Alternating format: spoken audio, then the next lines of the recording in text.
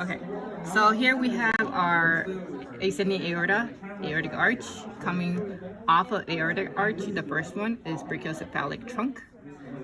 Okay, brachiocephalic trunk, and then the second one is our left common carotid artery, and the third one is the left subclavian artery. The brachiocephalic trunk then branches into the right common carotid artery and the right subclavian artery. And here is our left common carotid artery continuing upward toward the head, and then the left subclavian then goes toward the left upper extremity. Okay, and then if you turn to the side, you can see the bifurcation of the common carotid artery. So this right common carotid artery then branches into the right external carotid artery and the right internal carotid artery. Internal carotid arteries go to supply the brain. External carotid artery goes to supply the scalp. Okay. And then here we have draining into our right atrium. This is the superior vena cava. Okay, this comes from merging of the right and left brachiocephalic veins. Okay, and up here, this is our right internal jugular vein, left internal jugular vein. This model does not show the external jugular vein, but here we can see the right and left subclavian veins. Okay, so essentially you can see the internal jugular vein with the subclavian veins merging to form the brachiocephalic veins. Okay, and down here we have our inferior vena cava, superior vena cava. Okay, and then pulmonary trunk, pulmonary arteries, and these are the pulmonary veins. Okay, and then here inside your thoracic cavity, you can see this is the descending aorta. Okay, so descending aorta can be divided into two segments, thoracic aorta and abdominal aorta. So thoracic aorta is inside thoracic cavity, abdominal aorta inside the abdominal cavity. If you follow the midline down the abdominal aorta, you'll see three branches that come off the midline. This is our celiac trunk, superior mesenteric artery, inferior mesenteric artery. Okay, and between the celiac trunk and the superior mesenteric artery, you'll see two arteries coming off the side. Those are your right and left renal arteries going to the kidneys. Between the superior mesenteric artery and the inferior mesenteric artery, you see two arteries coming off the sides. These are your gonadal arteries. So that means ovarian arteries in women and testicular arteries in men. Okay, and three branches that come off of celiac trunk are the left gastric artery, common hepatic artery, and the splenic artery. Okay, so the celiac trunk, superior mesenteric artery, inferior mesenteric artery, these go to supply the bowels, your foregut, midgut, hindgut. So these are arteries supplying your digestive tract. Whereas renal arteries goes to supply your kidneys, gonadal arteries goes to supply your gonads. Okay, so down here at the end of your abdominal aorta, it branches into two. This is the right common iliac artery. This is the left common iliac artery. So these are the common iliac arteries. Common iliac arteries then each branch again to form the external and internal iliac arteries.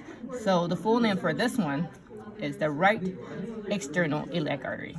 This is the right internal iliac artery. And then here we have the left common iliac artery, left external iliac artery, the left internal iliac artery. As the external iliac artery continue into your thigh, it becomes the femoral artery. Okay, and as you can see, your internal iliac artery supply the pelvic region, whereas external iliac artery goes to supply your lower extremities. Okay. Okay. So here's your liver. So your bowels are going to drain blood that's filled with nutrients and partially deoxygenated blood into your liver to be processed. Okay, and it drains into the liver through the hepatic portal vein. So this is your hepatic portal vein.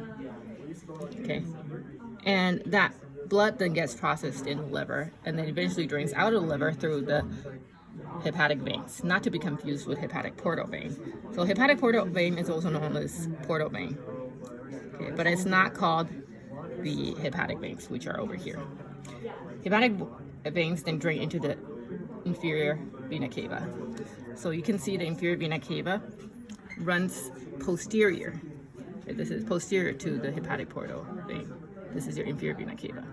Okay, so understand that the inferior vena cava runs down the length of your entire abdominal cavity, and that the hepatic portal vein is anterior to the inferior vena cava. Okay,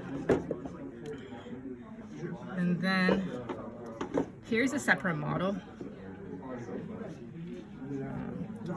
showing we have our, okay, so this is anterior view of pancreas. We have our spleen, right, our duodenum. This is posterior view. Posteriorly, you can see this is a, this one is a superior mesenteric vein. This is a splenic vein because it's draining blood from a spleen.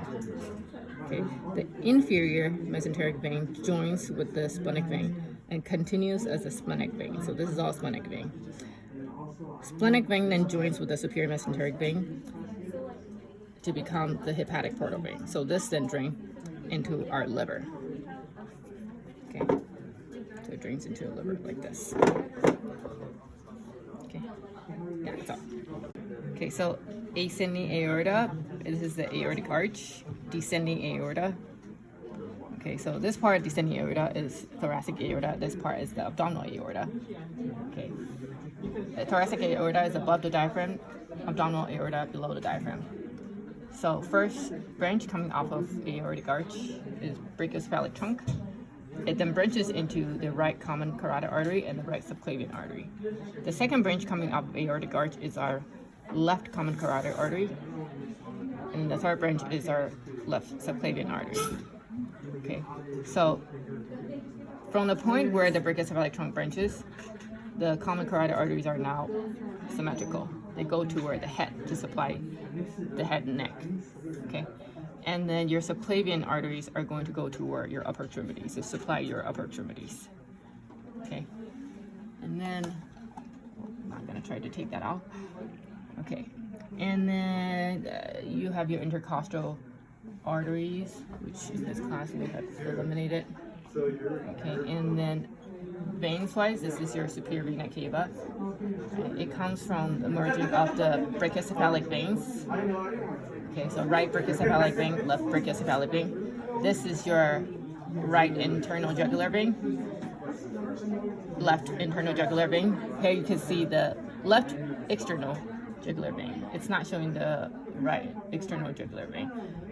But here we have the subclavian veins, right subclavian vein, left subclavian vein, which run next to the subclavian arteries. Okay, now as the descending aorta enters into abdomen, this is our abdominal aorta. And as we mentioned earlier, the first branch that comes off of midline, this is our celiac trunk. You could see it quickly branches into three parts. This part is the left gastric artery, common hepatic artery. So left gastric artery follows the lesser curvature of stomach. Common hepatic artery goes toward the liver on the right. Splenic artery supplies the spleen over here to the left. Okay, and the second branch that comes off of midline of the abdominal aorta is our superior mesenteric artery. Third one that comes off midline is our inferior mesenteric artery. And once again, between your celiac trunk and superior mesenteric artery, coming off both sides, we have the renal arteries. Right renal artery, left renal artery. Between SMA, the superior mesenteric artery, and inferior mesenteric artery, the arteries that come off of the two sides are the gonadal arteries. Right gonadal artery, left gonadal artery. So in women, these are ovarian arteries. In men, these are testicular arteries. Okay, this is our inferior vena cava, renal veins. I'm not sure if that's on the worksheet, but Yeah. And I'll just mention here, I don't think it's in this specific class's worksheet, but here we can see the testicular or ovarian or gonadal veins on the left side, gonadal vein on the right side, and they are asymmetrical. The right side drains directly into inferior vena cava. The left side actually drains through the renal vein. Okay. Okay. Okay, so abdominal aorta, celiac trunk with the 3 branches: left gastric artery, common hepatic artery, splenic artery. Okay, this is the superior mesenteric artery, inferior mesenteric artery. Between the celiac trunk and superior mesenteric artery coming off the side are the right and left renal arteries going to the kidneys. Between the superior mesenteric and inferior mesenteric arteries coming off the sides, these are the gonadal arteries, which are ovarian arteries in women, testicular arteries in men. Okay, and this is our inferior vena cava with the renal veins.